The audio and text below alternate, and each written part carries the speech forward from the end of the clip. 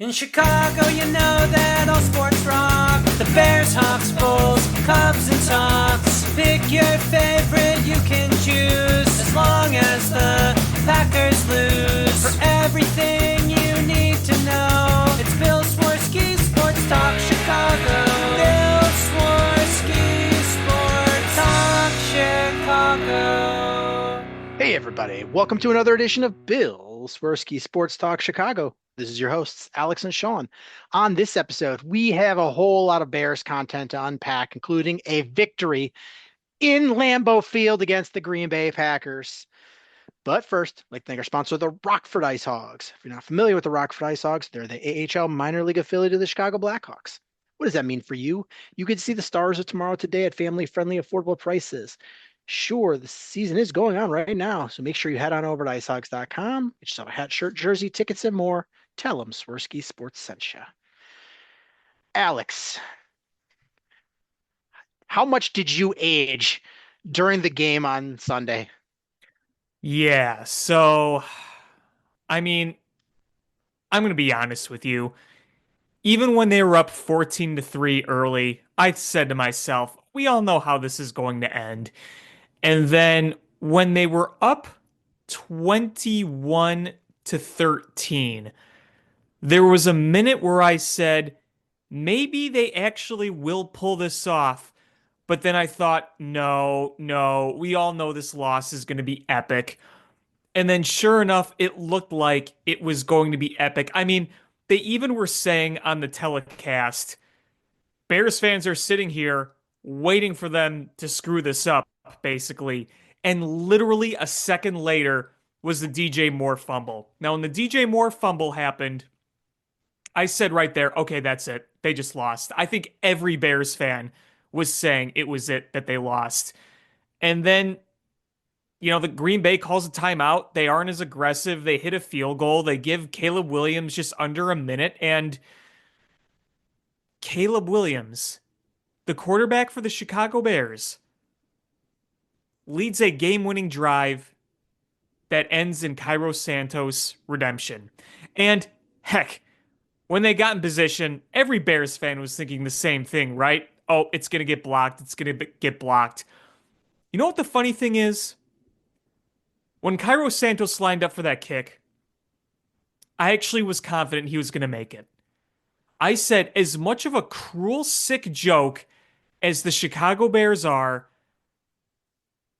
he's got to make this. Like, if he got this blocked again, I would launch an investigation, a federal investigation on this league being scripted. And he made it. He did make it. He just got it in. And Sean, they won at Lambeau Field for the first time in 9 years. You and I have been doing this show together since late 2016. Okay? Late 2016. It is now 2025. You and I have never before talked about a victory at Lambeau Field until now. How wild is that? It is. They won before the Cubs even won a World Series.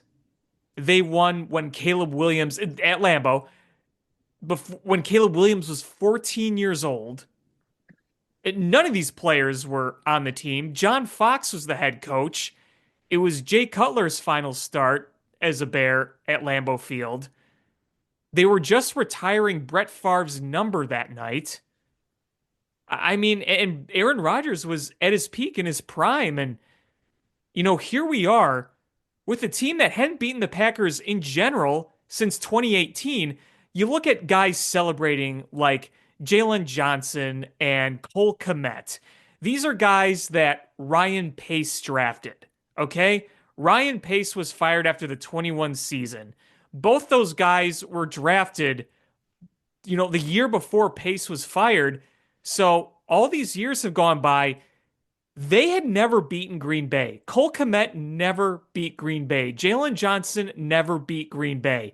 Brisker, Gordon, the first picks of Ryan Poles, never beat Green Bay. And that all changed yesterday. And what's wild is we were a blocked field goal away from beating Green Bay twice in the same season, and Green Bay going 0-6 in the division this year. Yeah. Yeah. I mean, the Packers are going to the playoffs. They're a better team than the Bears, but they had the same record in the North as the Bears did. And like you said, one blocked field goal away from being 2-0 against them. And in both those games, Caleb Williams made some heroic plays on the final drive. The only heroic plays on a final drive in a Bears Packers game we're used to seeing either Brett Favre or Aaron Rodgers. And Sean, let's be real. You know who never won at Lambeau Field? Justin Fields. You know who never won at Lambeau Field? Mitch Trubisky. Mitch Trubisky beat him once at Soldier Field in that division clincher in 18. That's it. And if Caleb Williams wins one more game against the Packers, he will have eclipsed what Mitch Trubisky did against the Packers. He's already eclipsed what Justin Fields has done against the Packers, and he will tie what Jay Cutler did against the Packers. He only beat the Packers twice. Yep. And it was a bad day for the offense, but I what was frustrating about the day was it the offensive line was bad. They were Mm-hmm. just atrocious. But also the Bears play calling was so conservative. And I don't understand, if you are Thomas Brown, what do you have to lose? There's nothing like there's nothing you can lose. Is you go out there and and make those throws. Go out there and try to move the chains. Like stop being so conservative. How Like many it's screen passes did we see yesterday? oh, it was so bad. There was so many of them. And there was, I mean, you started right off the bat with a tight end screen that where Cole Kmet got blown up because Roma Dunze missed a block. Mm-hmm. Um, and then there was the bubble screen that went to DJ Moore that he fumbled, which I don't know. Was that a fumble? He didn't take two steps. He didn't really do anything. Yeah, that was close. I mean, because it's not like he caught the ball, went a few yards, and then fumbled it. It was kind of like it was kind of like a stone hand grab where he just never got quite grip on the ball. And that was one of those plays where the design itself, obviously, you know what they were trying to do, but it was such a quick throw. He's got to catch the ball. There's no question. But when you play conservative like that, and obviously you were trying to put the game away, you weren't trying to be too creative. But when you play like that, I mean, when you're making screen passes like that, you risk doing things like that. I mean, It's when you telegraph what you're doing and you're exactly. predictable, is other teams can take calculated risks. So jumping the screen, if it's 80% chance of being a screen, then it's not that big of a risk. So going right in, and if you watch, so I was on the phone yesterday with Gary about it, and he was like, they should be interview when they interview a new coach. Do you like screens? No. Then okay, you're hired. But I'm like, screens are important. Andy Reid runs a ton of screens. Like, look, watch the Lions versus the Vikings. There's a lot of screens, but they're mixed in well, they're disguised well, and they're executed well. Well, that's the Uh, thing is you need the appropriate blocking to execute those plays. And like you said, when you make plays in that situation, when the other team knows it's coming, they're easier to snuff out. I mean, if you want a good example yesterday, a good screen is what DJ Moore had on that touchdown. Like that yeah, was a good, well executed screen. yeah, and that was a good screen, and there was a missed tackle, and he made a good run. So it was like the triple combination there. But just the way that they've been doing screens it's just so predictable, and that's why, it's number one is guys are coming right in and attacking, and it doesn't even it makes it hard for the receivers that are supposed to be the blockers. It makes it really hard for them because you've got somebody coming in and attacking, and they're coming from a weird angle. So you end up with holds or missed blocks right off the bat. And even if that guy doesn't make the tackle, it disrupts everything, and then everybody else comes in. So you've got to have it so you're catching them on their heels. You can set your block, and even if you're only picking up 5, 6 yards, it's a safe play. But the way the Bears do it, it's just hit or miss, and it's frustrating. And we've talked about a bajillion times, but Thomas Brown was in a little bit of a situation because he had to go in there and just call from Waldron's playbook. And they asked him yesterday, it was today, I don't know, he was in a press conference. It was either yesterday or this morning. Um, and they were like, next year will if you come back, will play calling be different? And he said, absolutely, because it's going to be his playbook. It's going to be different plays, and the ones that he is installing and the ones that he's working on from the jump in training camp. Right, exactly. And, just quickly making a point about the screens is that DJ Moore touchdown is, if you watch it, DJ Moore was coming back behind the line of scrimmage to the ball, and then he was able to turn around and turn up field. Now, when I was mentioning about the screen that he, quote, fumbled, that was completely different the way it was executed. DJ Moore wasn't coming to the ball behind the line of scrimmage. I mean, he was technically behind the line of scrimmage, but you were basically throwing almost a lateral to him, and he just couldn't get a grab on it. Whereas on the screen pass that was a touchdown, he was coming back from behind and coming to the ball and securing it and then turning around and going upfield. Yeah, DJ Moore has to hang on to that ball. I get it. But when you're able to execute on plays like that, where you get the proper blocking, you are exactly where you're supposed to be, and you're coming to the ball, you see the difference it makes in execution when you have a team that doesn't have great blocking and doesn't have a great playbook. Everything's got to be perfect for it to work. It's not like you have the playbook Andy Reid has and the weapons that Andy Reid has and the blocking that Andy Reid has. All of that makes a difference. So you can't afford to make any sort of mistake or any sort of misplay on a screen if you're a team that just doesn't have the talent that's good at those sort of things. And that play where DJ Moore fumbled is, I don't know if you saw, Patrick Manley blamed that on Caleb Williams and basically said that that was supposed to be a run pass option, that it should have been a run. And maybe, I don't know. I don't know the playbook, and I don't know what was called. And maybe that wasn't the right play or the right, place to put the ball. That's all that's possible. But as the veteran, You got to hang it, on to it. honestly, if I'm DJ Moore, the way that guy's coming barreling down on me, I'm spiking it down, Yeah, making an incomplete pass because that's you're a good point. that's as the veteran, even if maybe that wasn't the place that it was supposed to go. I Maybe. can't say, and it wasn't the right throw. It wasn't interceptable. It should have, if he saw that guy barreling down, he should have either just let it go straight out of bounds or spiked it straight down, taken the incomplete, clock stops, and you live another day.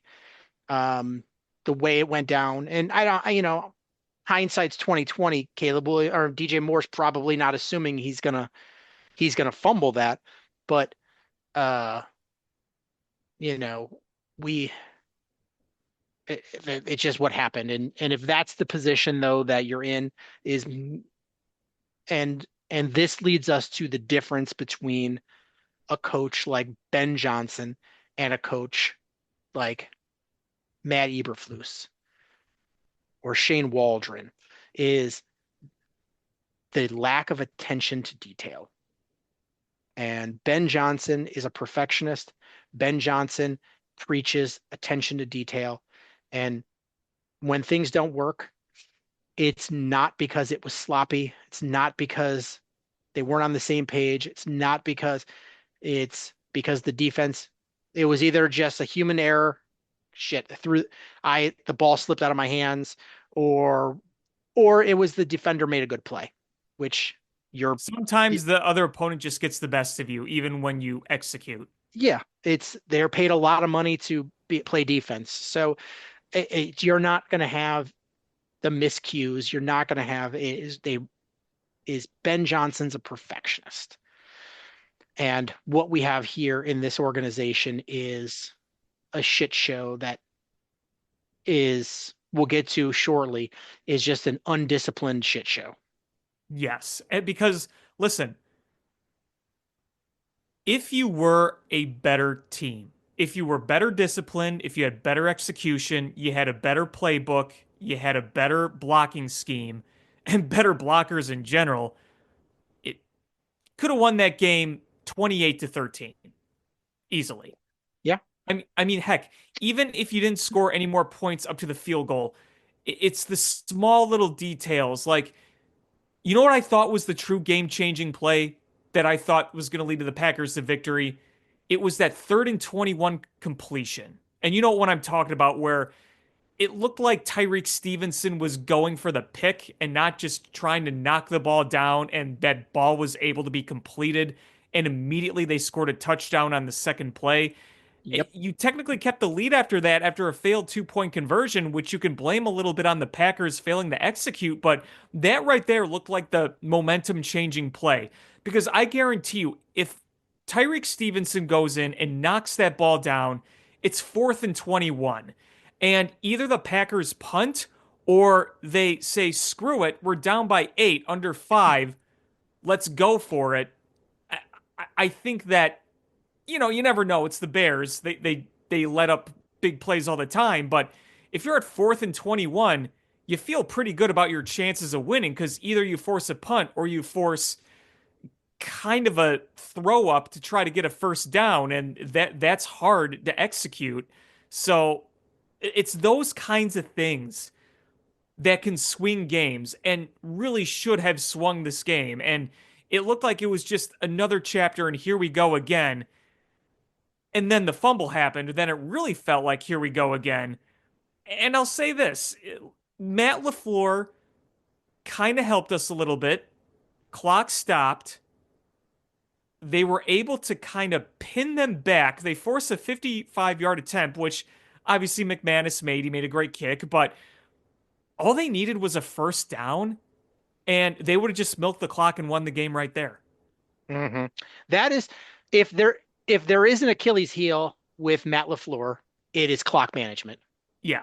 Since his rookie year as a head coach is, you remember the feud between him and Aaron Rodgers over clock management. Oh, It's and the NFC Championship, right? Yep, Against Tom Brady. yep. It has been his Achilles heel. He's a fantastic head coach. Oh yeah, his And schemes are fantastic. is you know I'm gonna keep saying it, is Jordan Love is not a good quarterback. That is a good system because they didn't miss a beat with Malik Willis. Malik Malik Will Willis, yeah, he played decently in that game. and there was two throws that just drove me nuts, and you just referenced the one, and they were two lame ducks that went for huge yards. And the one was Tyreek Stevenson. He was playing a little too deep and he didn't attack coming back. And had he come attacking coming back, he either intercepts that or he breaks it up. And instead, he tried to make some weird athletic move from behind, and it on a lame duck. It wasn't a laser beam. No. Jordan Love, I will say he has a strong arm, but he if it was Jordan Love throwing it, Tyreek Stevenson probably deflects that and or intercepts it because he had good position running down. He was a little bit too far and it was underthrown. He had to come back.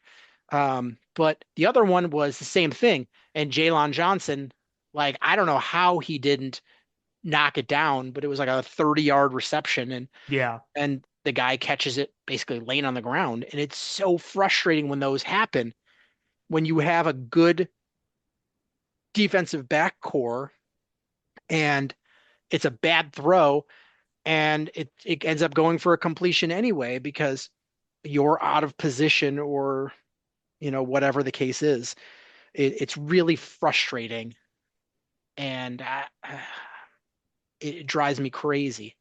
And those were the two like notable gaffes by the defense because, you know, other than those two plays, like you said, drove you nuts, drove me nuts. But you give the Bears defense some credit yesterday because they forced multiple turnovers, multiple fumbles, and they were able to turn that first fumble into a touchdown. They got the fumble, in Packer territory. Swift ran in for a touchdown after another successful screen to DJ Moore that set up that score, made it 14-3. And you were getting bullied early on in the trenches on both sides of the ball, but it felt like you were at least able to stabilize things enough because you held the Packers pretty tight until, things started to go south late in the game. Obviously, you got to play all four quarters, but the defense did make some plays. It's letting up those types of plays that drive you crazy. Because, like you said, especially on that one completion to Tyreek Stevenson, that was a lame duck. That should have been knocked down. Yeah, absolutely. But there was one play that was awesome that I was really glad that happened, because after the Bears loss in Chicago on the block kick, Rich Bisaccia, the special teams coordinator for the Packers, and the Packers players were just kind of bragging about how they identified something that made them think that they could get the blocked kick, and it came to fruition. And I know for a fact that's stuck in Richard Hightower's craw. Hmm. I know for a fact. So they pull out the Dave Tobe, the fake field or the fake punt return, and return it 94 yards for a touchdown. Was absolutely amazing, because it not only gave you the touchdown, which you needed to win that game. I don't think catching it on the six, maybe you pick up 4 yards. The Bears aren't marching 90 yards down the field yesterday to get a touchdown. So you get that touchdown, and the the special teams players and coordinator on the Packers sideline start fighting, and you have all the Packers fans on the internet calling for Rich Bisaccia to be fired. It's Dude, all they, amazing. they showed Rich Bisaccia on the sidelines right after that. He was so angry. He Oh was my! so angry. And it was that play was run to perfection. Is they put the you need, I mean, everything went right. You put in DJ Moore, which you don't. So everybody's focused on, oh man, they put in DJ Moore. So, and he did a great acting job of like he was catching the ball. All of the gunners go that way. And then uh uh the the punt returner catches it. He made a great catch because he caught it on the run. Yeah, he did. Because he was like running with the gunners. He runs down, makes the catch, and then makes a great catch and turns and run. And there's nobody. And the Bears had so many blockers that there was no way Packers players were even going to touch him. He had nowhere to go but straight ahead, and it was amazing. Yeah, and I think it was really funny when you saw like different angles of the play because even cameramen were faked out by that play. Oh yeah, everybody was faked out by it. And if it wasn't for like modern, you know, TV broadcasts of NFL games, where you've got angles of everything, like back in the 80s, you would have just missed that. You would have had to cut back to when the camera spun back around. Pat Summerall will be like, here's the kick. DJ Moore calling for it. Has it. Oh, but it's going to be a Bears touchdown. And And there then, would just be the one camera angle. yep. And, Uh, you know, the other funny thing too is for those of you who might not remember, Tobe did this with the Bears back in 2011. It was our attempt at getting revenge on the Packers for the NFC Championship loss the year before. Shocker, the Bears lost that game 27-17, but it was, I think, with like just under 2 minutes left. There wasn't a lot of time left, but you had Johnny Knox bring that kickback on that fake, and it was called back on a flag that wasn't a penalty. And I believe I read somewhere that the ref afterwards admitted, yeah, there was no penalty on that. I made a mistake. So that didn't count. And hey, if Johnny Knox would have brought that back, made it a one-score game, you get an onside kick, you know, that could have been a huge difference. So that didn't count. This one did. And when that happened, I think a lot of Bears fans were just waiting for a flag to come down. But there wasn't. yep. Because, I mean, let's be real. Most returns these days get called back by some penalty, a block in the back or something like that. So it was nice to see a special teams touchdown, no flags actually count, and it was detrimental to the outcome of this game. Good for Oh, Richard yeah. Hightower for getting a little revenge there. Yeah. Oh, I loved it. I loved every second of it. And when they did it, all I could think of is show Rich Bisaccia. I want to see his dumb face. Uh, because there's bad blood there too.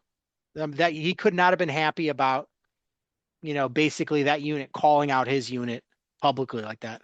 Yeah, yeah, absolutely. Like I said, when they showed him on the sideline, he was flaming mad. Um, but yeah, I mean, it was uh, a great play, and they don't win without that. No, no, they don't. Speaking of not winning without, we got to talk about that final drive from Caleb Williams, and that drive wasn't pretty either necessarily because you had a second attempt at a special teams play. There was a lateral, and he slipped, and you had to start from the 20-yard line, Yeah. and that looked like okay, that's not a good omen. Then you get the horse collar. And I was upset about that play twofold. One is that was a dirty play. That guy he knew there was no way he was tackling without the horse collar, and he could have seriously injured Caleb Williams. That was a dirty play, and I hope the league finds him for that because there was no way for him to make a clean tackle. None whatsoever. And the other one is I was mad at Caleb Williams is if you watch, is maybe I wasn't seeing something because of I don't have the all 22, but is DeAndre Swift was out there as a dump off. He could have, instead of running it, just dumped it to him and let him take the punishment and run with it. Hmm. Um, he's got to be better about taking that safety valve, but that safety valve was there. And maybe there was a player who he didn't think that there was he'd be able to pick up the yardage, but you get that horse collar and that moves the chains significantly. And that's when everybody got locked in. And the Bears offense after that penalty got locked in. Yeah, I mean, Caleb made the throw to DJ Moore on the sideline. I mean, that was a huge play. That's what really set this whole thing up because you don't make that throw. I don't know if you're making another miracle throw again like that. I mean, you never know, but that got you to midfield, and that came immediately. Immediately after that play, Caleb was rolling to his right. DJ, or there was Roma Dunze, It was sorry, Roma not DJ Dunze, Moore. yeah. Roma Dunze. Roma Dunze was on the sideline, just made that catch. And then the other thing too is after that play, You had what looked like a third down conversion, and then you had an illegal shift, so that was called back. But then luckily, the middle of the field, you hit DJ Moore to set up the game-winning field goal. And on that play too, is it felt like the Packers weren't prepared for him to throw down the field in the middle of the field They because they were DJ they were Moore was prep. wide open. Yeah, because um at that point they didn't have any more timeouts. So they were not anticipating and the middle of that field to be anywhere. And also the way that they set that play up is uh DJ Moore had single coverage and he worked to the middle of the field. They gave him the middle of the field and he got open and they hit a big play. And the Bears offense did a fantastic job of hustling down the field and spiking the ball. Yeah, you didn't have a timeout and you needed to get there. Also, I loved the formation on on that completion to DJ Moore because you had Oh the yeah. triples on the right side over there. Yeah, but if you watch, yeah, the way that they lined up DJ on the one side and so he had single coverage and I guarantee that in the headset that they're yelling for the Packers defense to guard the boundaries because they didn't have timeouts. So I'm sure they were expecting the Bears to try to go to the boundaries to get out of bounds to stop the clock because I forgot who was saying it. Maybe I don't remember. Somebody was saying it afterwards on one of the post game shows. They were talking about that. They're like that play should have taken 15 seconds to throw to get down there and spike it, and they only had 15 seconds. And they were like, so that was risky there, but they hustled, got there, got set. Um, because if the offensive line is not set when they're trying to spike it, then game's over Right. because you have the runoff. Um, and they get there, they get set, spike it with 2 seconds left, and uh, Cairo Santos, cool as a cucumber, hits that kick. I mean, I was a little nervous because it started to veer off to the left, but it went in, and and I don't, I know there's a few fans out there that are upset because essentially, had we lost that game, we would be drafting seventh. Now we're drafting 10th, and I don't care. The Bears needed that. The fans needed that. Yeah, and that's kind of what I wanted to talk about too about this whole thing was this win might not mean anything in the grand scheme of things in terms of, oh, they're not going to the playoffs, you are. It's quite the opposite. The Packers are still the better team. They're still going to the playoffs. The Bears are still in turmoil. We get that. But I think there is something to be said about ending a season like this with who you believe is your franchise quarterback on a high note. The fact that your guy was able to lead a game winning drive in Lambeau Field against the team that has owned you for the past 30 years, a team that you have beaten 4 times since what, 2010? Very few times.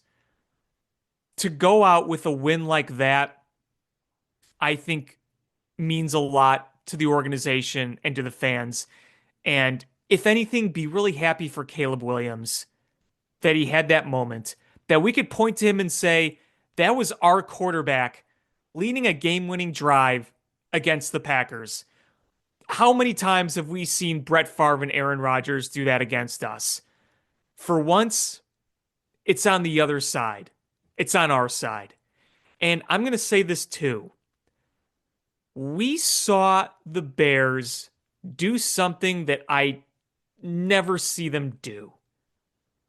They went to Lambeau Field and they were the ones kind of acting like the bully. You had Jalen Johnson saying F him before the game. You had him flipping the bird, which, I'm not really a big advocate for that kind of stuff, but For a team that has just owned you for so long, you've spent all these years being the nail to the hammer. To go in there and kind of be like, you know what? F you guys. We're not losing to you. For them to go in and do that, it, it makes you feel something. It makes you feel like even if it's just for one game, even if it's just for one day, we can say we're not the nail today. I think that means a lot to the fans. Yeah, this was an important win, I think. I mean, if it was against, I don't know, the Seahawks or the Yeah, 49ers, and I, I'm probably in the camp of who cares. It was versus Green Bay in Green Bay at Lambeau. That was in the last game of the season. It was important. It was absolutely important for Caleb Williams. It was important for those players. It was important for the fans. And those three spots in the draft order, I they're not. I know people are worried about losing out on Will Campbell, the offensive lineman. We're not one player away from being a good team. you got a So lot of work to do. You there's got a a lot of lot of work. work. Yeah. Yeah.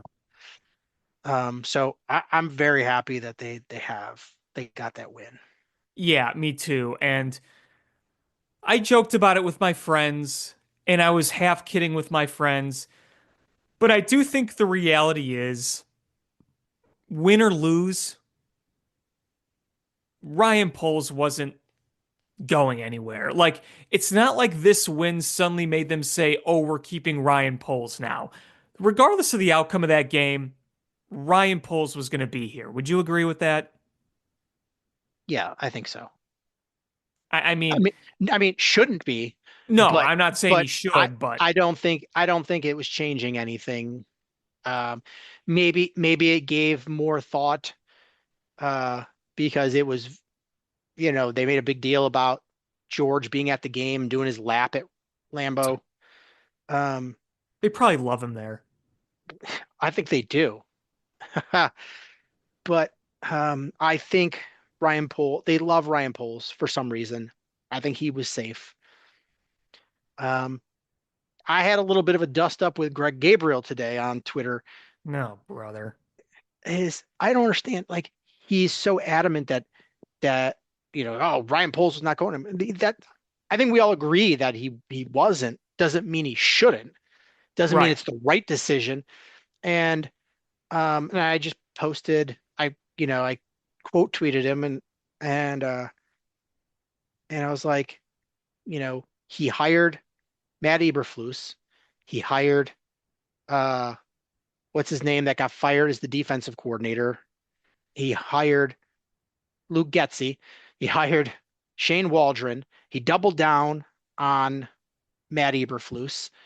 And I'm like, that right there. I'm like, do you trust him?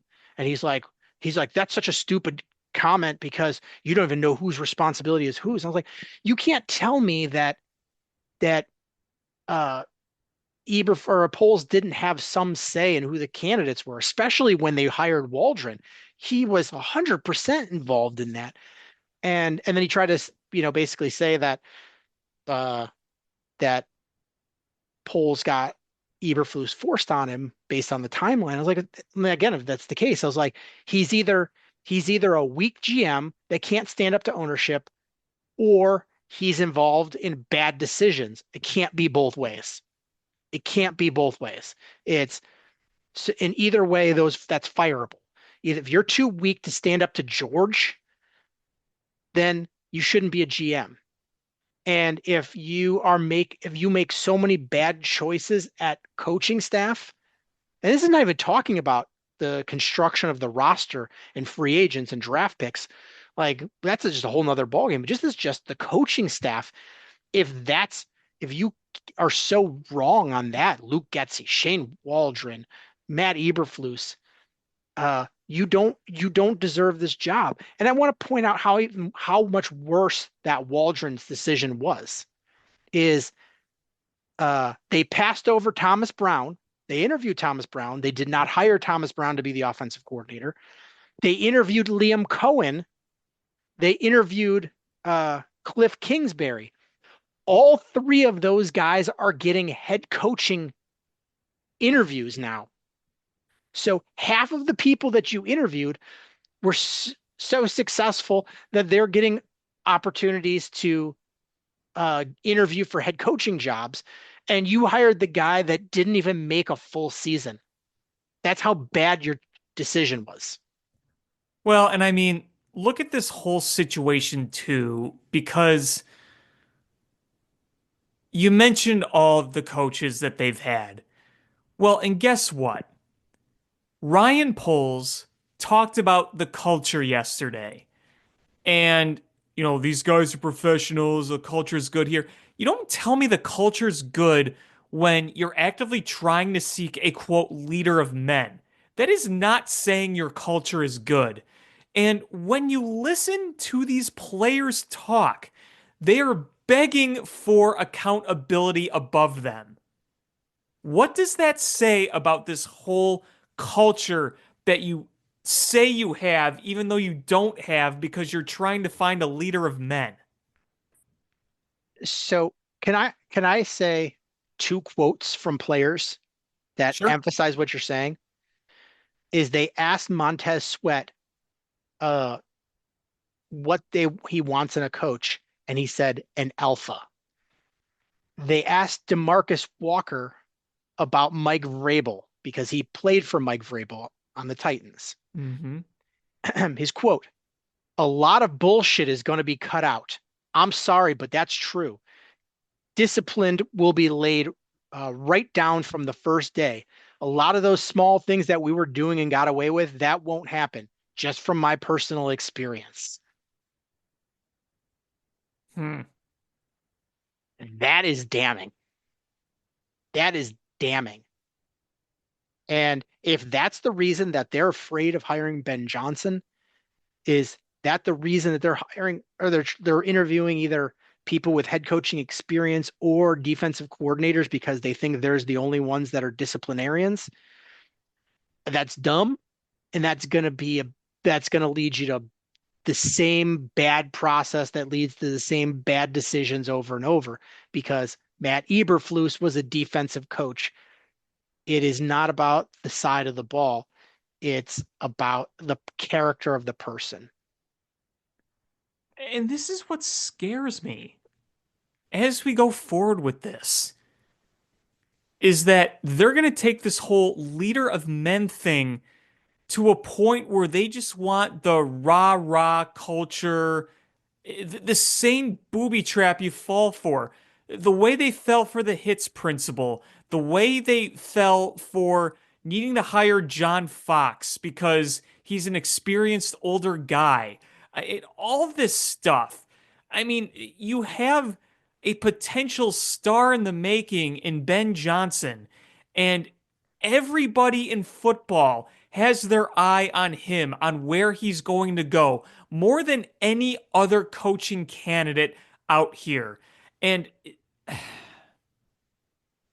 I just I I think Ben Johnson would be interested in coming here, but one, he might have demands that Georgie Porgy, Cornball Kevin Warren, and Ryan Poles aren't able to meet, or he's going to say something that's going to turn off Georgie Porgy, Cornball Kevin Warren, and Ryan Poles, and they're going to go in another direction.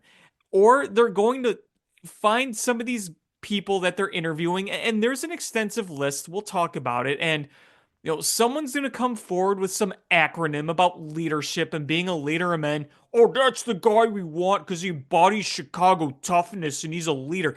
It's this organization deserves no benefit of the doubt until they actually do it on making the right decision because they consistently haven't. Why should I trust the team that said no to the reigning coach of the year and said yes to a Canadian football coach all because he won a press conference? Oh, well, we were thinking outside the box. That's a terrifying thought that they think thinking outside of the box and finding this leader of men is going to cloud their judgment over what's sitting right in front of them potentially. Yeah. And yes, they should be picking brains of many football minds. You should be doing that. This shouldn't be a problem for any other team in this position, but it's the Bears, and I'm afraid they're going to fall head over heels for something, prioritizing something over what you truly need. And you know what? I'll say this too. If Caleb Williams is involved, and he should be, if Caleb Williams says, I want Ben Johnson, he's going to get the most out of me, you better fucking listen. And not listen to some douchey ass dumbassery from the McCaskies. Or, oh, I'm Kevin Warren. This guy thinks he's a leader and he likes cranes in the sky. I like him. Fuck that bullshit. Pick the brains of these guys. Get as much info as you can. Get as much intel as you can. But hire the right guy for the right reasons. And just being a leader of men is not a right reason. If you hire the right guy, he will be a leader of men. A leader of men comes from a head coach who is good at his job. Okay? It, Rah-rah high school stuff doesn't make you a good head coach in the NFL. if you wanted a leader of men, and if you're Brian Poles, you knew all of this bullshit that's going on and the way players felt because you did exit interviews and you know what they thought about Matt Eberflus and the culture that was there. If you truly wanted, quote, leader of men, last offseason, you had the opportunity to get a guaranteed leader of men. You could have had Jim Harbaugh. But they doubled down on Matt Eberflus. They They doubled down doubled on, down. and they didn't even make the call to Jim Harbaugh. Jim Harbaugh is the guy is weird as all hell, but he's got loyalty. His goal was to turn Michigan back into a winner because that was his alma mater. And what did he do? He went back to Michigan and he won a national championship with one of the best college football teams in a decade. And if you can't tell me that if the Bears would have called him and said, Jim, we need you to come back here and turn the Bears around like you did Michigan. As a former Chicago Bear, you can't, the way he is, you cannot tell me he wouldn't have come to Chicago and had this team competing and clawing and fighting. Yeah. I'm not saying it was the right choice, but if that was your criteria of leader of men, you had the definition of that guy at your doorstep, just waiting, just call. All you got to do is call me. All you got to do is call me, and you didn't call him. And you know what creates good culture? You know what creates good leaders? Winning. Winning. Winning. Okay? You know, we're talking about actually winning football games, not winning press conferences, not winning you over with acronyms that are going to make you all giddy and excited and love football. Winning in this league. In 2018, Club Dub was the greatest thing ever. It was great. But once you started not being a good team, Club Dub was not fun anymore. No, no, it wasn't. It wasn't. Club Dub was fun because you were winning. And that created a culture. Yeah. Is you look at Dan Campbell in Detroit. Do you think biting kneecaps and his going forward on fourth downs and his antics, do you think that's going to be loved when they start losing? No. No. It's nobody likes losing. It gets old really quick, and it's sports. You're going to lose at some point. But if you consistently lose, it's bad culture. And sometimes bad culture leads to losing, but sometimes you just lose and then the good culture that you had just goes down the tubes because it's good culture is not forever. It's That's why when you have somebody like Mike Tomlin who's able to hold it together for so long, it's incredible. Him and John Harbaugh, it's a marvel. Like, I don't care how many Super Bowls they have, the ability to keep being competitive and being relevant every year, year in, year out, no matter what turnover you get with your players, because you keep that culture going, that's the amazing part. That's absolutely amazing. Yeah. Um, but I truly, with all of my heart, think Ben Johnson is the correct answer for this team. And am I gonna cry if it's Mike Vrabel? No, because I think he will get us closer to where we need to be. And the hope then is he creates an environment where Caleb isn't competing against running for his life and is not, uh, you know, there's not dumb penalties moving them back. That at least gives him the opportunity to be on, you know, to be the guy that leads them to the promised land. And and Mike Vrabel is not going to put up with George McCaskey's bullshit, and he's not going to put up with Ryan Poles' bullshit. So I don't think he's the answer, but I think he's a huge step up. But from the coaching staff that's in place, there's there's not much of a there's not much that you can't step forward on. It was so bad. Yeah, and we'll see. A lot of the big speculation right now is Vrabel's going to be going to New England. I don't think there's anything set in stone, but I feel like there's a solid odd of that happening. I think so Um, too. I think Vrabel's a good fit for what the Patriots are trying to do. I think it makes sense. Um, the team I was worried about, am still a little worried about, but maybe not as worried about getting Ben Johnson is Jacksonville. Now, Jacksonville let go with Doug Peterson today. However, they're retaining their GM. So I don't know how that's going to affect the odds, but because there's a lot of things about Jacksonville that seem attractive. You got Trevor Lawrence. Trevor Lawrence seems like a guy that would fit pretty well with what Ben Johnson likes to do. So I don't know. We'll see. I think there are things to like about Jacksonville.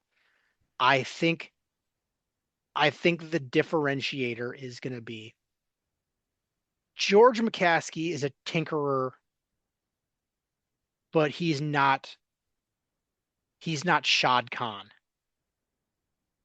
Well, Shad Khan's got unlimited funds. He does, but it's not about the money. It's about he is going to be involved in things. He is involving himself in the search for the head coach.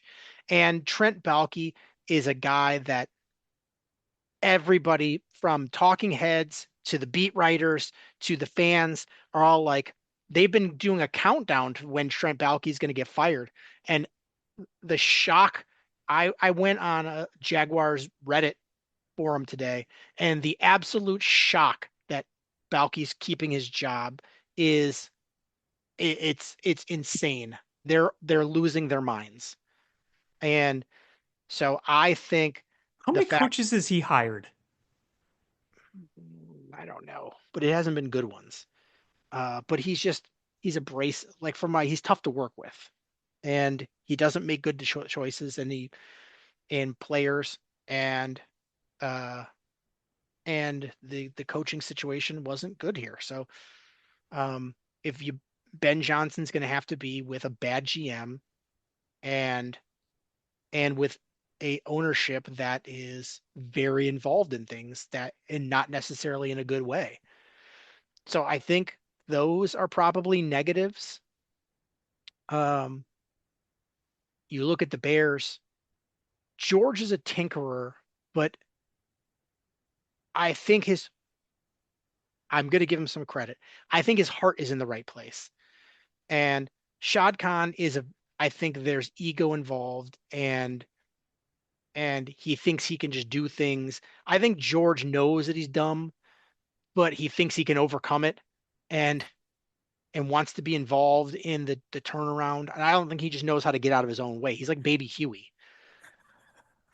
I picture Ben Johnson on the Zoom call with Ryan Poles and Kevin Warren, and in the background, there's George with just a massive lollipop, just licking and watching the freaking interview. This is be sure Ben Johnson be like, Is your owner in a straitjacket? They're like, no, he just gets confused by putting hoodies on. Well, and here's my whole thing about this. If you want Ben Johnson, and you know what? I think a guy like Kevin Warren, as much crap as I give him, I think he would want a guy like Ben Johnson. I do. If you want Ben Johnson, and I've been begging every Chicago team to do this for a while, be Chicago. Say, guess what? We're one of the biggest teams in sports. We're one of the biggest markets in sports. We have one of the biggest fan bases in sports. We live in a unique situation where we have more at our fingertips that we could use than many other smaller markets. Be Chicago. Be the big brother. Be the alpha. Get what you want. Get the best. You can have the best. Get it. Don't but anything. Don't let Jacksonville outbid you or beat you. Don't make Jacksonville more attractive than you. Chicago is an infinitely better city than Jacksonville. Jacksonville sucks. Chicago's awesome. Plus, you are a founding franchise of this. Like the Bears are a much more important team in the NFL than Jacksonville is. Like all of these things should just point to the Bears being a better job. To your point, is don't don't pinch pennies. Be the big team. Be the big boys. Just do it. Get it You done. should be a destination for anybody. People Yes. sh- people should want to play for the Bears, for this fan base in this city. You compare Chicago to, smaller markets. Even Tampa Bay is a really good organization, really, really good. But you should be going out there and saying, you want to play in Tampa Bay? Okay, it's warmer there. The weather's nice. Jacksonville, yeah, weather's nice. There's some nice places to go around here.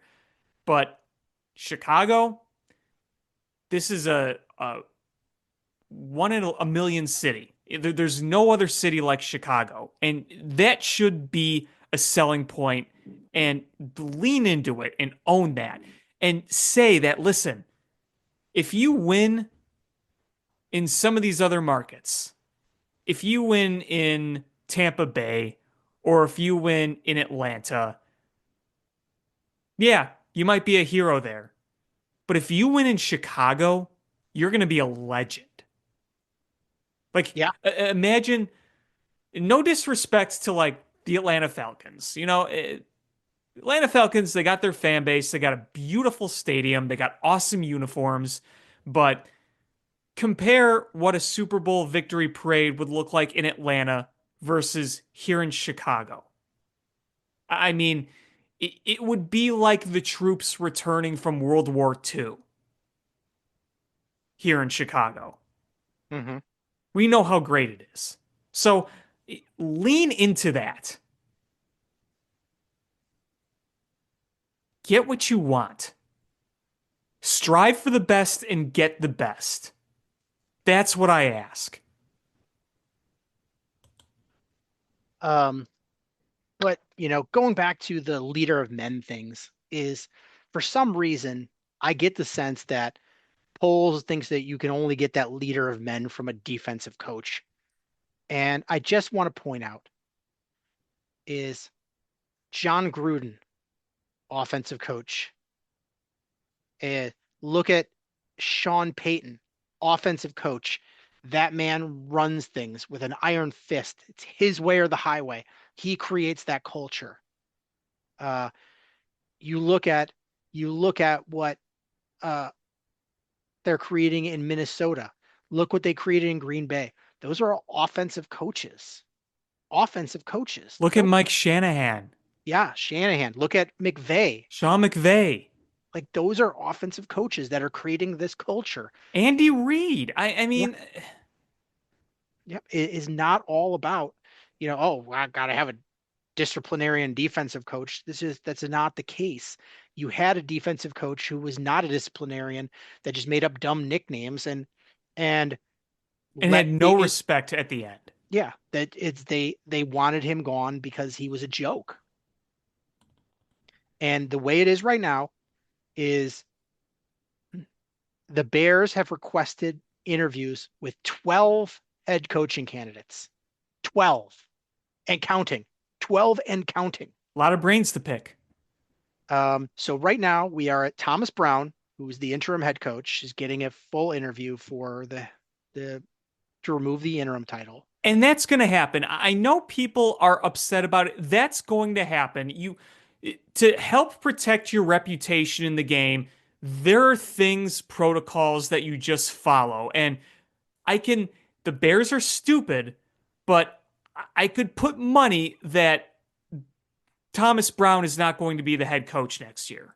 No, he's not, but you put him in a tough spot of him having to be an offensive coordinator without it being his system mid-year, at more than past mid-year, and then made him the interim head coach. So you put a lot on him. You owe him the head coaching opportunity or interview. You owe him that. And Yes. and unless he was just a complete disaster and everybody hated him and the the tires were on fire driving around, you owe him that interview. You don't owe to hire him, but you owe him the interview. And you've got to hear him out on it's and I want to step a little bit back is some of these interviews are not people you really think you're going to hire. No. Some of these are going to be to get perspective on things and to get outsider views but one thing you can get from Thomas Brown is you can say like, hey, what what went right, what went wrong, what would you change if you were giving, the title and be able to come in here the you know with full training camp and mini camp and reestablish like what would you do different, and you can learn about the players that are in the building. You can learn about what he would do differently. You owe him the courtesy, and there's things you can learn from him. Um, Absolutely. And they you know what, too, is I think that even if he's not ready to be a head coach, I think he commanded enough respect by certain notable veterans in the locker room where you can at least learn from that in your next search, being like, okay, here's what Thomas Brown brought and helped stabilize. You didn't win with Thomas Brown outside this one game. In fact, your defense looked worse. But I mean, I at least felt like the tension had cooled off a little bit, as bad as the team was. I think they were just down. They were so bad, but they were just so done with Matt Eberflus. Oh, absolutely. You requested the interview with Ben Johnson, and we've talked about him. I think that's the guy that's the guy number one. You put the stars around the asterisk around his name, and he's the guy that I think you got to put everything into trying to get. Yep. You requested an interview with Aaron Glenn, the defensive coordinator of the Lions. Um, Again, the culture there that they've built. Um, I think you can learn a little bit about Ben Johnson from Aaron Glenn and about what Dan Campbell has built there. I just Aaron Glenn has done a great job with all the injuries of tightening everything up in that defense. I think he's done a good job. I just I just think he's a defensive coordinator. I don't think he's head coach material. He's not for the Chicago Bears. I agree. I Uh, agree. then there's Dolphins defensive coordinator Anthony Weaver. That guy's name came out of nowhere. um, is He's one of those like hard nosed prototypical defensive coordinators. I don't I don't get that one. Um, he's sort of come out of the woodworks. They've uh, requested an interview with Vance Joseph, Denver's defensive coordinator. Um, that one, man, he's it wasn't that long ago that he was a failed head coach. So I don't know what they're planning to get from that interview is. Then the one popped up, Drew Petzig, the offensive coordinator for the Cardinals. Now, one cool thing I can say about him is he does like a YouTube show where he talks to the Cardinal fans and talks about different plays and what they were thinking and why they did them. I kind of Yeah, that like is that. kind of cool. I like that. He seems really smart. I I just don't know. Um, it just seems like one of those catch a guy too early kind of situations Hmm. because you know picking the right head coach is not about picking the best coordinator. It is picking a head coach, but you pick them from the ranks of a coordinator spot. And Ben Johnson separates himself because he's been there for several years. He worked his way up through that organization, and it's not a flash in the pan. It's he's a staff. Drew Petzig. If you want to bring him in from the perspective of, all right, Caleb Williams has a lot of the same um, you know, characteristics as the Cardinals quarterback, and maybe you want to pick his brain on that and how they worked things. Okay, I'm there for it, but I can't imagine him being a serious candidate. No, I don't either. Mike Vrabel, I think that's a serious candidate. I think he is a culture changer. He's nobody is going to outcoach him. We'll, you know, he's that guy is very smart. He knows the rule book. He will he's from Bill Bel like he is the prototypical he's a young Bill Belichick. I think he's a very smart guy, but is he is he going to be the one that takes you to the promised land?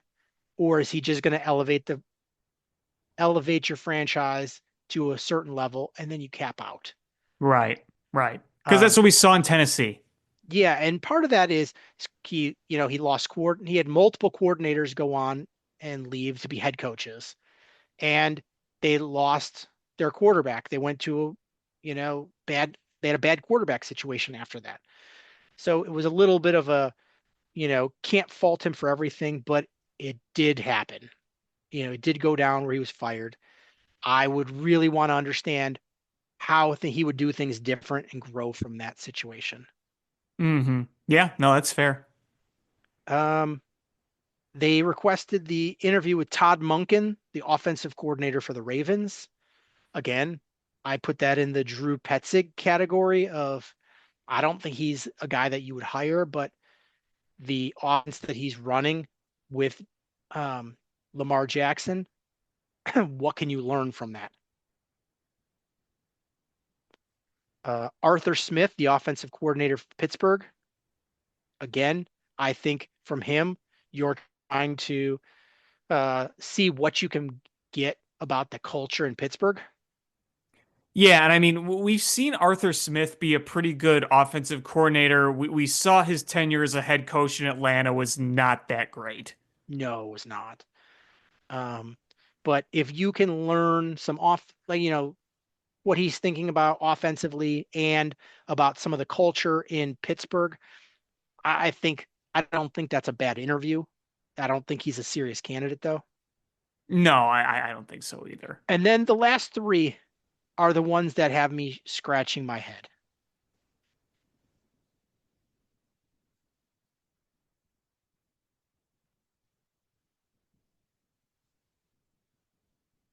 An opportunity to bring him to the Bears as defensive coordinator, all for it, 100% for it.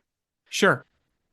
But I think we all saw how it went down with him with Tua Tagovailoa in Miami and how difficult he made the situation for a young quarterback. I just I don't understand how what he's done to rehab that and why you would want to subject Caleb Williams to that. Yeah, I mean, I think he could be a successful head coach somewhere else, but this is Yeah. not the place for that. If you were to bring him somewhere, there's a veteran uh quarterback. Okay. All right. Uh, but a young quarterback that's still learning that, either you're going to have to live through mistakes and growing pains. No, I I don't trust him. You've already subjected Caleb Williams to an awful offensive line and instability with coaching in his rookie year. You cannot do things like that again. No, no.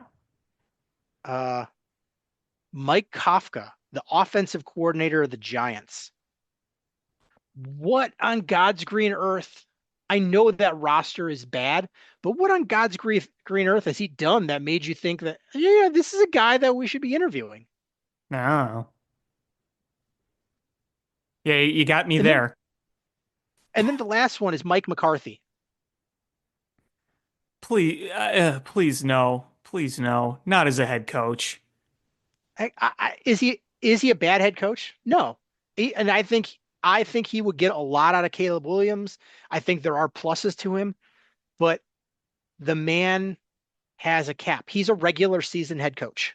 He's not a Super Bowl like he is not a guy that's going to have you have sustained uh you know Super Bowls. He's a regular season head coach. And sure, he would do some nice things with Caleb, but I don't think he's going to change the culture here. And and it's his third time being a head coach. I do not want. I mean, he did, and yes, he did win a Super Bowl with Green Bay when you had Aaron Rodgers and a really good defense back in 2010. That was a while ago, but um, yeah, uh, I don't know about that one. Yeah. Um, let's see. Oh, there was one thing I didn't bring up. We'll go back to it. But so the openings that are looking for head coaches right now, the Bears, obviously, uh, the Patriots, which was a bit surprising that Gerard Mayo didn't get a second year.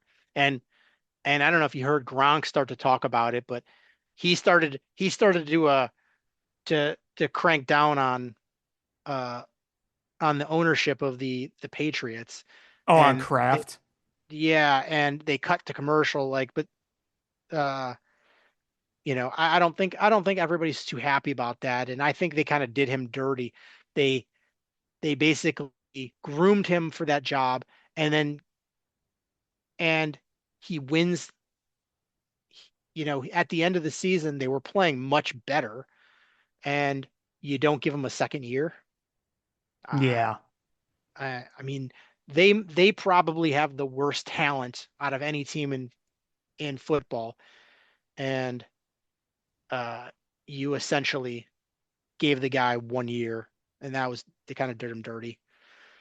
The Saints have an opening, the Jets have an opening, the Jaguars have an opening, and technically the Cowboys have an opening because Mike McCarthy's contract expires in 8 days.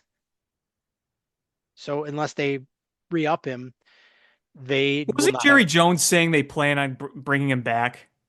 They haven't said. What Jerry Jones was saying was that, oh no, no, they decided to play Trey Lance because it had nothing to do with the $250,000 bonus that Cooper Rush was going to get. Oh They, yeah, I mean, I saw that. they did that guy dirty. That's like Charles Comiskey. Who was the pitcher for the White Sox, on the Black Sox team? Um, oh, if you win 30 games, you get your bonus, and then they force them to sit the last few starts. before the series, and they're like, "Oh, well, you only won 29 games. 29's not 30. You don't get your Yeah, bonus." yeah. Was it Lefty Williams? Oh, it might have been. I can't remember who it was. I've heard that story, and that's just like dirty, dirty. Just Cooper Rush has been your backup quarterback. Let him play. If he earns that bonus, he earns that bonus. Stupid Cheap Jerry. ass. But yeah, the Bears had to request an interview with Mike McCarthy, um, because technically until January 14th, he is under contract with the Cowboys. So they have 8 days or else he's a free agent. And I think ultimately Mike McCarthy is going to go back. I think they're just playing some gamemanship. Um, I think Jerry was hoping that if he saw that there wasn't a market for him, he could get him for cheaper. But if if McCarthy's getting interviews, then maybe he goes, well, I do have other opportunities here. You got to pay me. Yeah. Um, so I don't know. I don't know how this will play out. But one thing I forgot to mention during the about the game itself, the Bears Packers game, the Bears had scored a touchdown and they attempted to go for a 2-point conversion. Oh yeah, this whole thing. And it was the same play that they ran earlier in the game where Keenan Allen threw a pass to God knows who, and it got intercepted. They decided to trot that play out again, and they Oh, that was don't so dumb. and they don't make it, but there's a penalty. So they get a do-over, and they decide they're going to kick it at that point. And it's annoying because I think kicking the extra point was the right decision from the jump. I think going for two didn't make sense there, especially how your offense was playing. Um, it's I think kicking the extra point was the right decision all along. But if you're going for two, excuse me, if you're going for two and you get a mulligan and you move it half the distance, like you should just go for it again. They, they if you're going to be aggressive, be aggressive. But they decided to go back and kick the extra point, which I think was the right move. And um, you end up getting the point. But I don't understand the logic of going for two. Don't understand why they decided to go for two, but then when they got the penalty, didn't go for it again, and why they trotted out a terrible play that was already miserable once in that game. Why you tried it again? It just didn't make any sense to me. Oh, hey, our quarterback hasn't thrown down field all game. I know. Let's finally throw down field with our 32-year-old wide receiver. Uh, um, so our quarterback, Caleb Williams, ended up starting every single game the whole season, no injuries, throws for over 3,500 yards. And if you include total yards from scrimmage, so his rushing yards and his passing yards, goes over 4,000, 20 touchdowns, 6 interceptions, and a 90 quarterback rating. But he is getting panned by the media. Mm-hmm. And I don't understand why. If you It, watch at things that they criticize him for on the broadcasts, no other quarterback's getting. I watched I watched Jared Goff, who has been a one of the names thrown around for MVP, doing things that Caleb did, and nobody gave him crap about it. I don't understand why there's nationwide hate for Caleb Williams. yeah, I mean, it's maybe because he's not Mr. Manly Man. There's the narratives of, oh, he's got a pink iPhone, he paints his nails, and they're just they're just quote alphas out there that don't like that. Um, and I think too, everybody can acknowledge there are some big things Caleb Williams needs to work on. He needs to work on consistency with his footwork. He needs to work on getting rid of the ball and taking the check down. He needs to work on some of those deep throws. We all understand that. But with all the problems that he had as a rookie and with this turmoil of a team, throwing for 3,500 yards, 4,000 total offensive yards, and a touchdown ratio to interceptions of 20 to 6. There's a lot of things you can give him his roses for. So this is why getting this coaching right is so important because your goal is going to be able to fix some of those problems with a better head coach come next year. Because guess what? Caleb Williams is a rookie. He's a rookie. There was If going to be some rough patches. if Sean Payton was the head coach of the Chicago Bears, you would have seen from Caleb Williams one of the best seasons any rookie has ever had at any position. I guarantee you, because you see, like I'm not going to shit on Bo Nix. I said it coming out. I think Bo Nix had a very high floor because of his age and the number of games he played in college. Those things matter. And I was like, going to Sean Payton is you're going to see him perform well, but I think he's going to hit his ceiling pretty quickly. And Caleb Williams has no ceiling. His ceiling is the greatest quarterback ever to play the game. That's his ceiling. Not saying he's going to be that guy. That's his ceiling. And you saw him with multiple head coaches, two head coaches, three offensive coordinators in the same season with no offensive line and just dysfunction all over. And he put together one of the greatest quarterback seasons the Chicago Bears have ever seen. If you look, if you look at his interception ratio, it is so far ahead of any other Bears quarterback in the history of the organization. His his level of not turning the ball over is is elite. It is absolutely elite. And he's starting to figure out those throws of and he's got a cannon for an arm. Is the sky is the limit if you give him the support that he needs. And you didn't do that his rookie year. You have to. You have to. If you put the support that this kid needs, you are going to put yourself in those positions where week in, week out, all season long, no matter what your record is, they're going to be talking. Caleb Williams could lead the Bears here.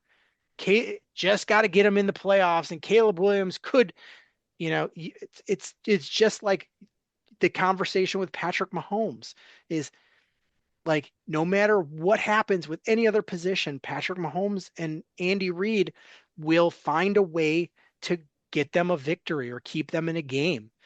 Caleb Williams is going to be that guy if you give him the support and the right coach. Mm-hmm. Yeah, Um, that's why you can't miss this. You have the best quarterback potential you've ever had.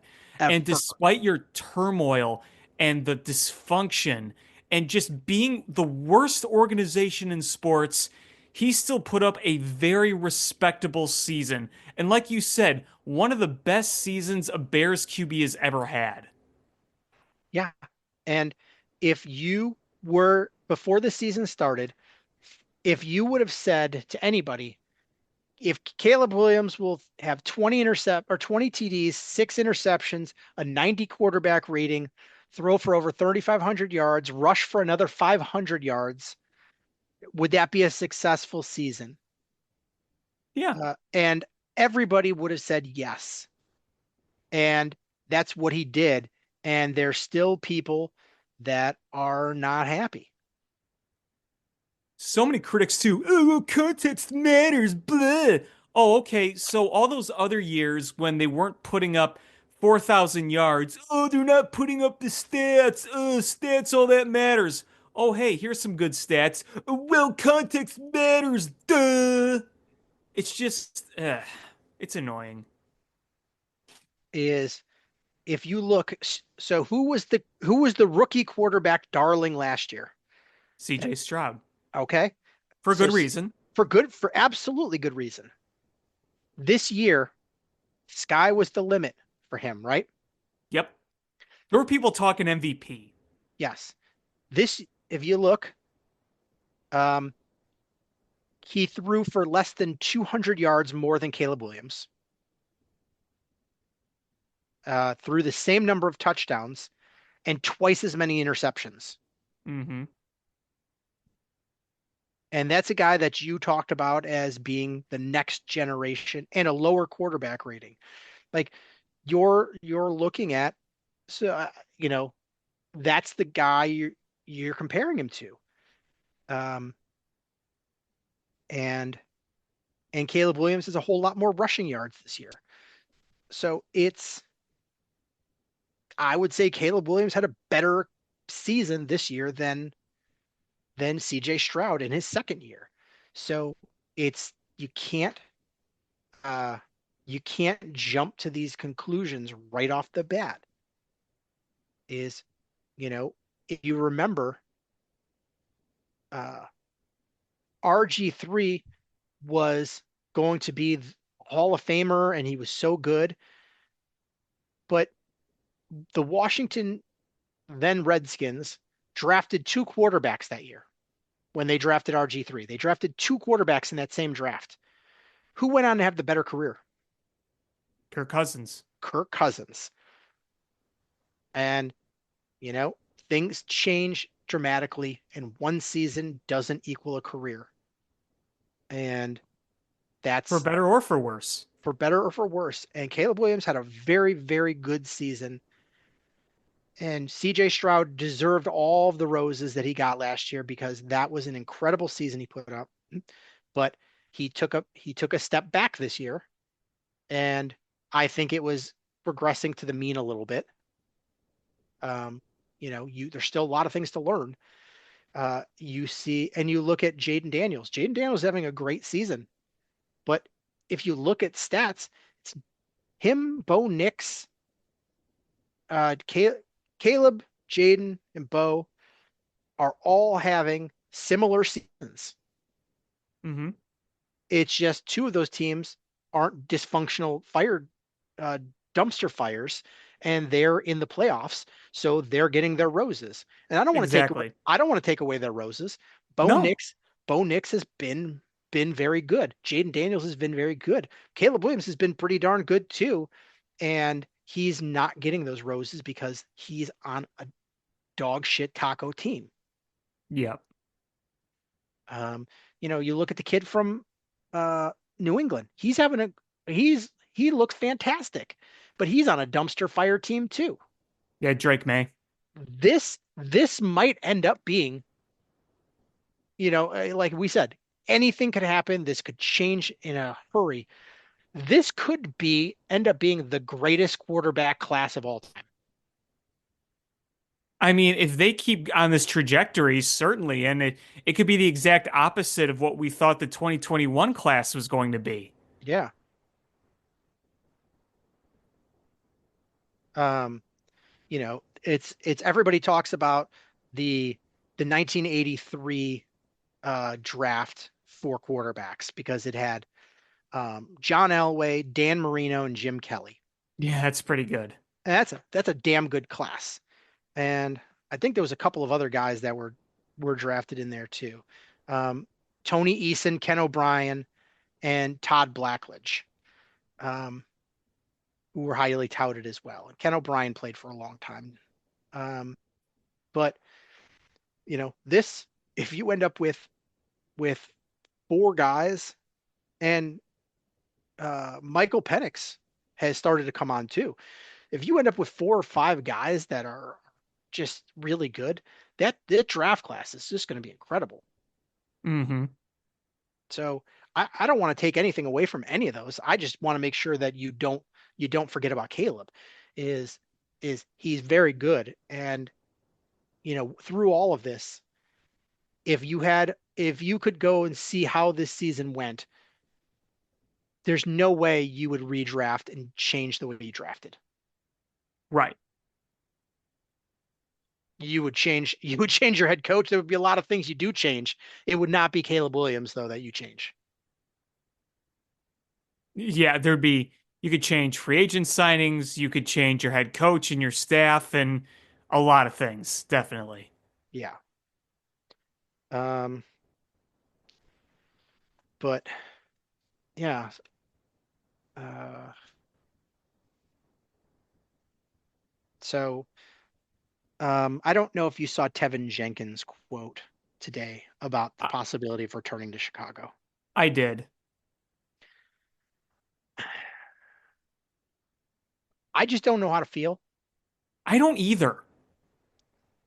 If you could get him to come back on a 1 year deal, tell him, hey, listen, we're making changes.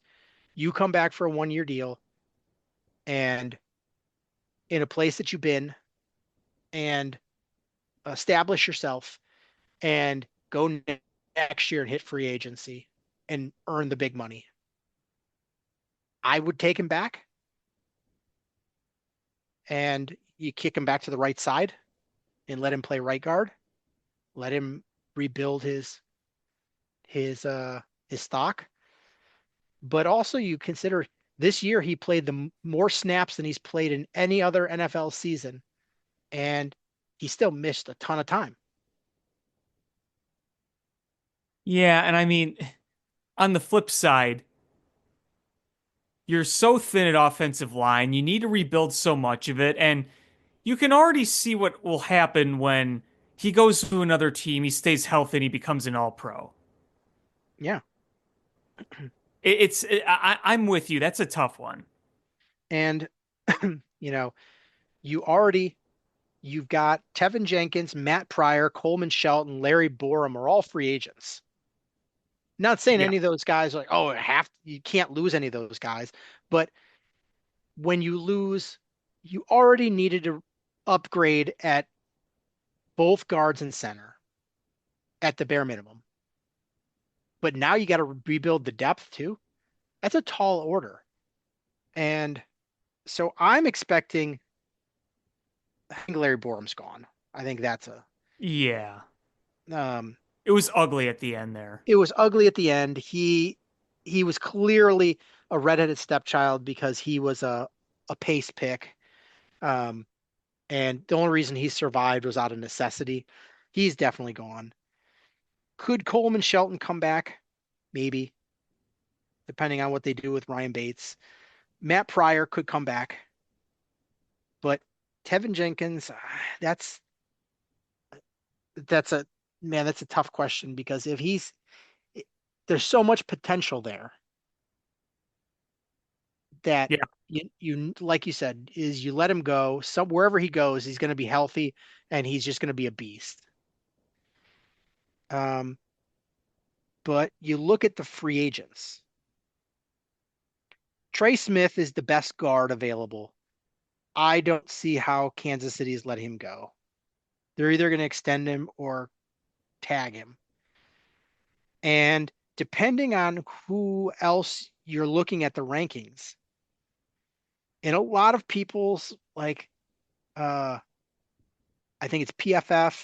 No, not PF. PFF has Tevin Jenkins as the third best free agent guard, and NFL Network has Tevin Jenkins as the second best guard behind Trey Smith.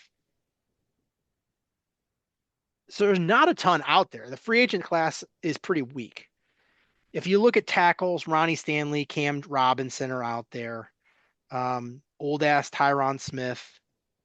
But you know, rebuilding free, yeah, I got the money, but the rebuilding in free agency just not really there. No, it's not. So that's why I'm kind of in maybe the devil you know is better than the devil you don't know. And if you bring Tevin back and kick him to the right side and and you try to fortify around him, maybe things go a little better. Maybe. I don't know. You might not have a choice. At least you know that if he's healthy and you kick him to his best spot, he is a good lineman. Yeah, at the right side next to Darnell Wright, I think that could be a formidable right side. Yeah. Um, you know, honestly, the way I look at this is argued with Gary about this a little bit is would you like to upgrade over Braxton Jones? Yes. But if you look at metrics, Braxton Jones is a slightly above average NFL left tackle. It's Hmm. really hard to upgrade. And especially when you've already got to upgrade guard, and center.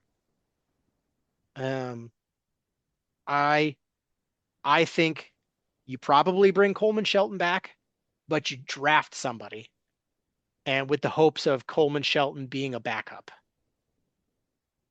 And you move Tevin, bring Tevin Jenkins back, kick him to the right side. You bring Matt Pryor back as a swing guard backup. Hopefully you can draft uh, Will Campbell from LSU.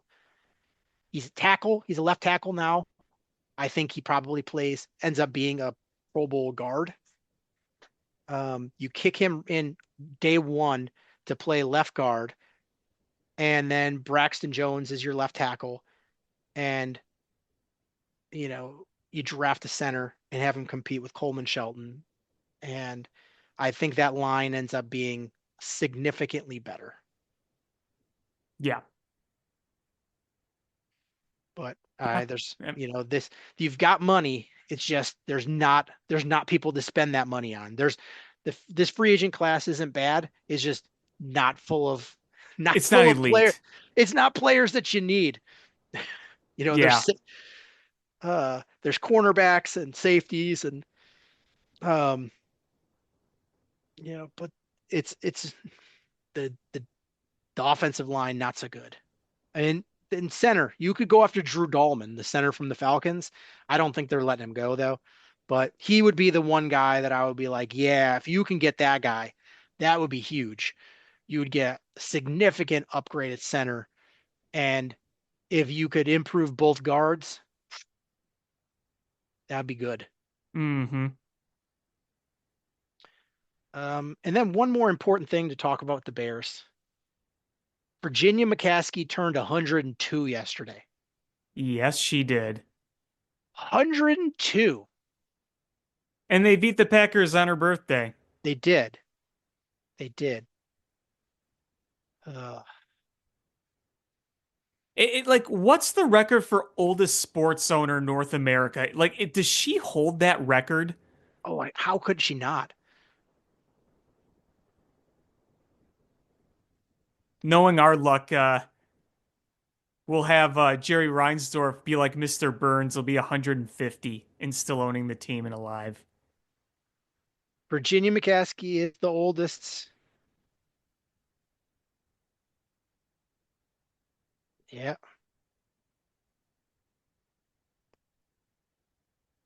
Couldn't even think of anybody. Even there have been some old owners, no doubt, but to be 102, She also has the longest tenure as an owner, too.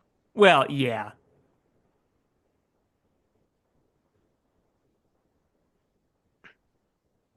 Yeah. The next oldest owner. Oh, wait, this is old list. Mike Brown died. Um, she died. It might be Robert Kraft. Is Kraft older than Jerry Jones? He's 2 years older than Jerry Jones. Okay. Arthur Blank is the same age as Jerry Jones, but Arthur Blank doesn't look nearly as old. No, he doesn't. And then it would be Woody Johnson, who apparently has had it. He's had it up to here with Aaron Rodgers. You think Aaron Rodgers has played his last game? in the NFL?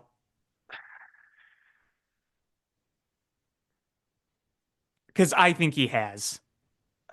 I don't know. I'm torn because he's such a selfish, self-serving asshole that I think he thinks he wants one more hurrah, but I also think he doesn't want the embarrassment of where's he going to go.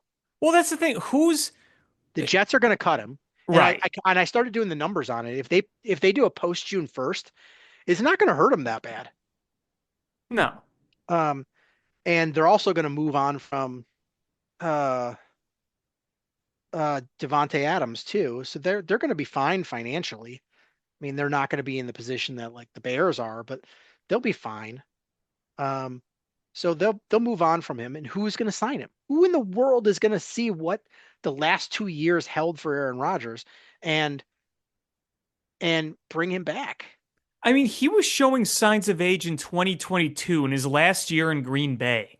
You realize he got buoyed by the flower. Yeah, and I mean, then you lost all of last year due to the injury, and he's not the guy he once was. And listen, if Aaron Rodgers was still playing great, then yeah, you'd put up with the assholery. But he's not.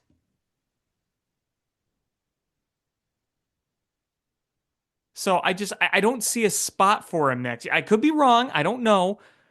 You know, some teams do weird things, but I don't know where we would play right now. Yeah, I don't know where he would go. And you even look at the teams that need a quarterback. Would the Giants take a flyer on him? Maybe. I don't know. Um, I mean, if I mean, at least they have a strong head coach that's not going to get walked all over. Um, but I can't see it. I just can't see it. And then Rex Ryan called him out today. I don't know if you saw that. No, I didn't. So Rex Ryan is really trying to get that Jets job. And Hmm. Rex Ryan was like, he's like, I want the job. And he's like, if I'm there, he's like, I'm not putting up with that Aaron Rodgers stuff. He's like, not showing up to training camp, not being ready to play, not being a team player. That would not fly. And I, um, I just, I think he walks away before he gets embarrassed. And it's a similar situation is the Jets did not ask for permission to interview Ben Johnson. And I think they knew Ben Johnson would not accept because Ben Johnson has said that he is not going to take an interview unless he's serious about going there. Mm-hmm. And he's already told people he's not like in previous years that he wasn't going to interview with them. I think the Jets knew that Ben Johnson would tell them no, and that's embarrassing. So they didn't ask him. So they didn't get turned down. I think Aaron Rodgers is going to be a similar situation. I think he might walk away rather than face the embarrassment of the league telling him to go away. Mm-hmm. Right. Because nobody's going to pay him what he wants. Nobody's going to want him. He's a distraction. Not good anymore. He's not good anymore. And he played a good game yesterday, but it was way too late. It was a meaningless game. Yeah, you were playing the Dolphins in week 18. You're the Were the Jets. Dolphins starting? Oh, what's his face at quarterback? I don't remember. It's one of the famous backups that's out there. Guy that's been around. Yeah, hold on. I watched part of that game too. Uh, it was that game. I had to turn it off. That game might have been one of the worst games I've ever seen. Yeah, yeah. Uh, it was um, Tyler Huntley. Tyler Huntley, thank you. Thank you. Yeah. So it's Tyler Huntley who threw for 227 yards, touchdown and two interceptions. Aaron Rodgers threw for 274, four touchdowns and an interception. And I saw the interception. That was the first pass he threw that game. And I was like, oh my God, possibly Aaron Rodgers' last game ever. And he throws an interception on his first pass. Hmm. I I was laughing. Um, but uh I just don't know where he goes from there. Yeah. Um, trying to look at what his season stats were this year. Aaron Rodgers on the season. I mean, 38, 3,890, almost 3,900 yards. Uh, 28 touchdowns, 11 interceptions. I mean, stats wise, he wasn't bad. It No, his just, stats, but you look at it just, the they big didn't. moments where he used to shine.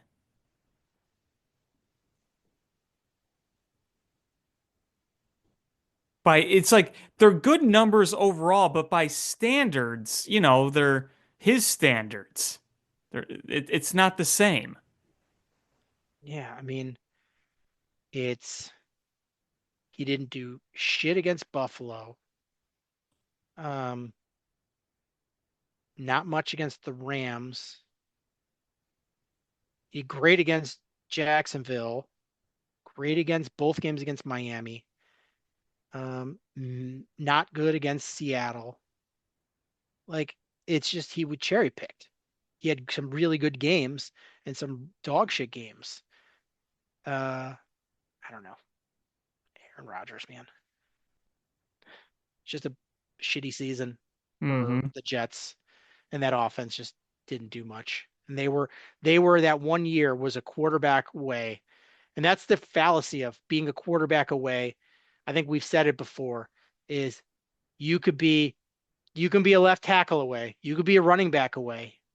I don't think you can ever just be a quarterback away because uh it it's once you introduce that quarterback, I don't know. We've seen so many teams that were just a quarterback away and they go out, we looked at the Falcons last year. All they need is a quarterback. They go get a quarterback and shitty season.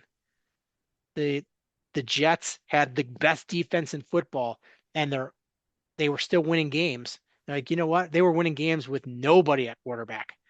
And give them a quarterback, Aaron Rodgers, and you add in a Hall of Fame Devontae Adams, and suddenly they're a bad team. Um, it's just if you're just a quarterback away, you might as well be a million miles away. Hmm. Right. So yeah, there we are. Um, I don't know. We talked a lot about Bears. Is there anything else you want to talk about? Well, I do think we have to mention the Derrick Rose stuff because Oh, yeah, right. I forgot all about that. that was pretty big. I mean, this past week we had the Derrick Rose um, day where people commemorated Derrick Rose. The United Center was all decked out.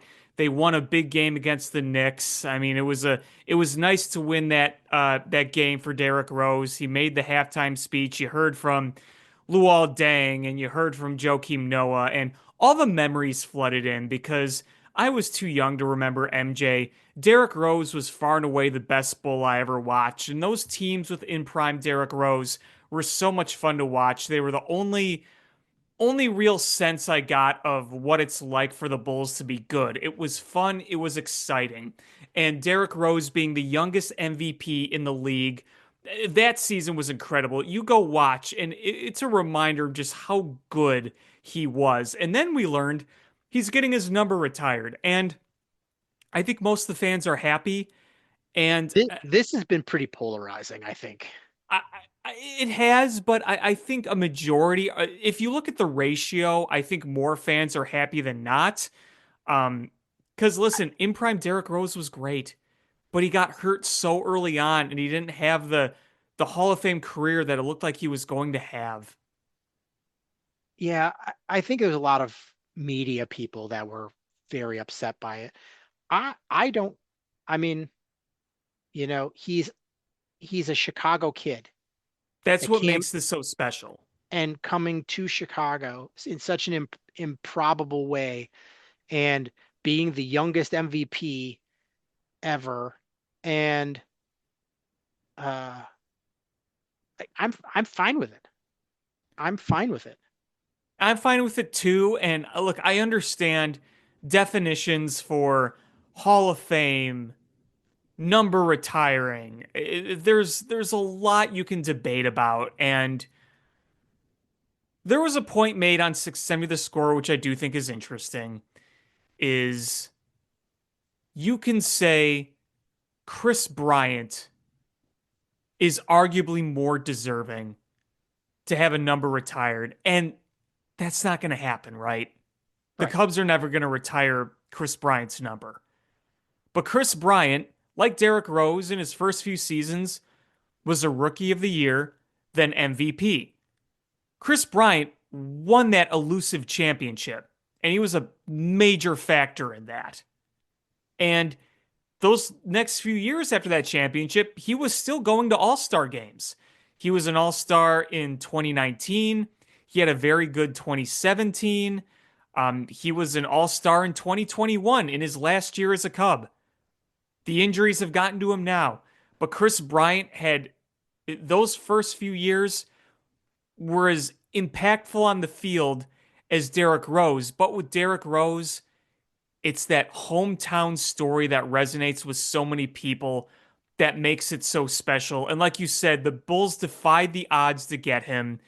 And being the youngest MVP in league history, it resonates with a lot of people. So, I think a lot of the off court stuff was a huge part of it. He's so important to the community. I mean, if somebody wanted to argue, like, did he deserve it more than, let's say, Dennis Rodman or Horace Grant?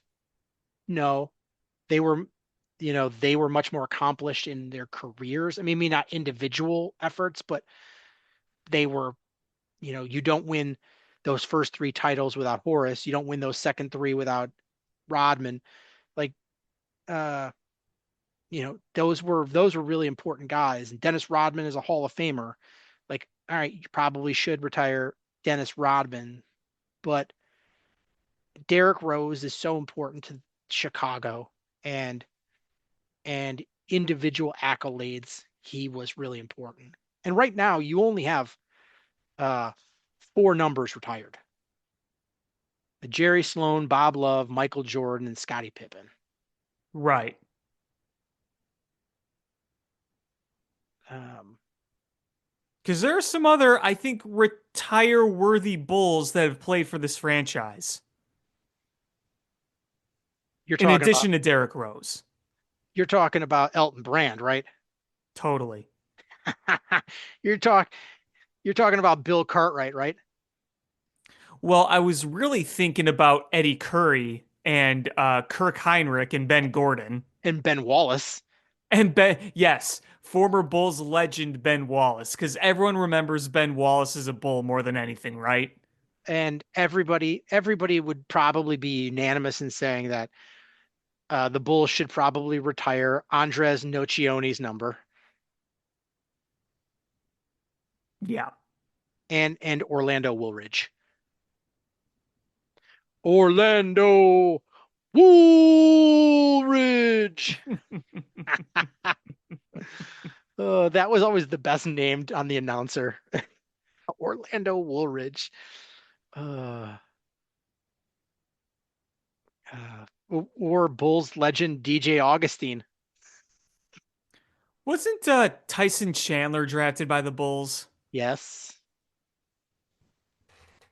Uh, goodness M- gracious. Remember Doug McDermott? Yes. I was actually about to say Doug McDermott. Dougie McBuckets. Uh, God. Um, it, and I'm sure you heard the rumor. You mentioned the name. That's why I kind of brought it up. Is the Cubs potentially trying to trade for Chris Bryant? That's not real. And I didn't think it was real, but I looked, the person who reported it works for the MLB network. So it's like, well, that's like a real person. It's not like, you know, It's like, not huge ass, but I don't believe it. yeah, That makes no sense. I don't think it makes sense either. But, it's something I would have expected being reported by, you know, mom's basement Cubs fan 69, not somebody that works for MLB network. Mom's basement Cubs fan 69. I want to get a jersey now with that name on the back of it. You could hit up obvious shirts. Maybe they'll make you a shirt with that. Oh, I'm gonna take that screen name. Oh my God, that is so funny. Uh, it'll be my burner account. Hell yeah, dude. And you could say anything you want. Anything you want, and it doesn't matter.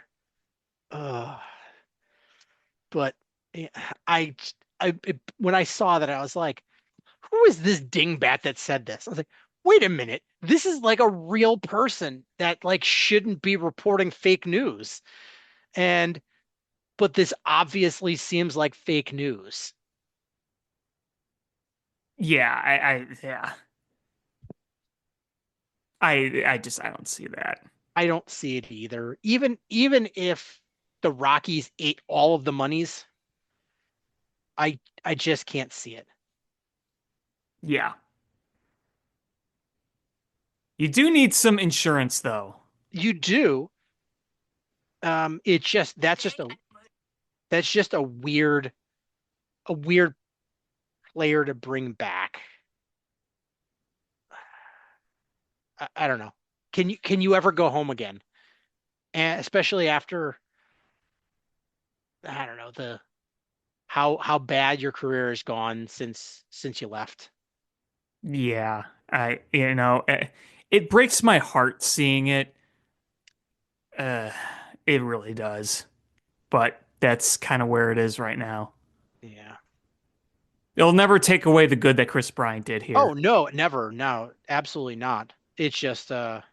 Um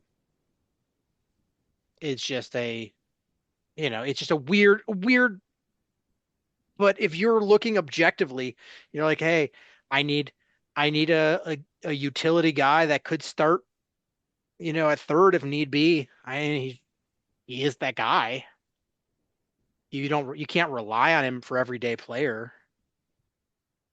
Though I will say this too, one thing is I thought I heard somewhere they were talking about Chris Bryant being heavier at DH next year with the Rockies because of the injuries. So, Well, then he can't do that because that's where Seiya's well, playing. exactly. So, You don't need just a doesn't backup. You don't need a backup DH. It would have to be third right. or or first. Hey, Seiya, have you ever played third base before? Oh, he would look. Oh my God, he would look so terrible out there. Remember when Nick Madrigal went out there and fielded really respectfully, but every time he threw the ball, he had to like take 2 or 3 steps in and heave with all his might, It's just he'd like fling his body. get every ounce of energy possible. Uh, it looked like a pro wrestler going over the top rope, just flinging his whole body into it.